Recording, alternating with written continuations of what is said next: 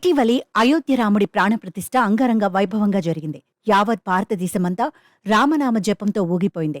ఈ క్రమంలో కర్ణాటకలో మరో అద్భుతం బయటపడింది. హిందువులు పవిత్రంగా భావించే కృష్ణానదిలో అరుదైన దేవతామూర్తుల విగ్రహాలు బయటపడ్డాయి. ఇలాంటి విగ్రహాలు కాలక్రమంలో బయటపడటం సహజమే అయినప్పటికీ ఓ విగ్రహం మాత్రం ప్రజల దృష్టిని విపరీతంగా ఆకర్షిస్తోంది.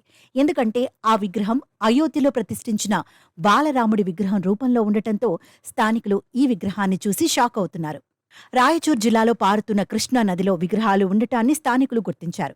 దీంతో అధికారులకు సమాచారం అందించారు. రంగంలోకి దిగిన అధికారులు నదిలో ఉన్న విగ్రహాలను వెలికితీశారు. దేవసుగూర్ గ్రామ సమీపంలో నదిపై వంతెన నిర్మాణ పనులు జరుగుతుండగా ఇవి బయటపడినట్లు వారు తెలిపారు. శ్రీ విష్ణువు దశావతారం శివలింగాలు ఇందులో ఉన్నాయి. కృష్ణుడి విగ్రహం అయోధ్య రామ్లల్ల విగ్రహాన్ని పోలి ఉండటంతో భక్తులు సంభ్రమాశ్చర్యాలకు లోనవుతున్నారు. విష్ణుమూర్తి నిలువెత్తు భంగిమలో 4 చేతులు కలిగి ఉన్నాడు. ఒకే పీఠంపై చెక్కి ఉన్న ఈ విగ్రహం చుట్టూ మత్స్య, కూర్మ, వరాహ, నరసింహ, వామన, రామ, కృష్ణ, బుద్ధ, కల్కి అవతారాలతో విష్ణువు దశావతారాలు కనిపిస్తున్నాయి. ఇటీవలే అయోధ్య బాలరాముడి విగ్రహం సైతం ఇలాగే ఉంటుంది.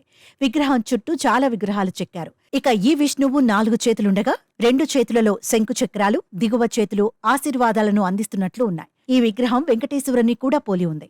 మరికొందరు ఇది శ్రీకృష్ణుడి విగ్రహం అంటున్నారు. ఒకవేళ విష్ణువు విగ్రహమే అయితే ఖచ్చితంగా గరుత్మంతుడు ఉంటాడు. కాని ఈ విగ్రహంలో గరుత్మంతుడు లేకపోవడం విచిత్రం. కాని విష్ణువు అలంకార ప్రియుడు. ఆయన మేనిపై పూలమాల ఎప్పుడూ ఉంటుంది. దానికి తగ్గట్లుగానే నవ్వు విరాజిల్లుతున్న ఈ విష్ణుమూర్తి విగ్రహంపై పూలమాలలు ఉన్నాయి. విష్ణువు విగ్రహంతో పాటు శివలింగం సైతం బయటపడింది. దీంతో నదిలో బయటపడిన విగ్రహాలను చూడటానికి స్థానికులు తరలివస్తున్నారు. అయోధ్య ప్రాణప్రతిష్ఠ తర్వాత అలాంటి విగ్రహమే ప్రజల కంట పడటం శుభసూచకంగా భావిస్తున్నారు.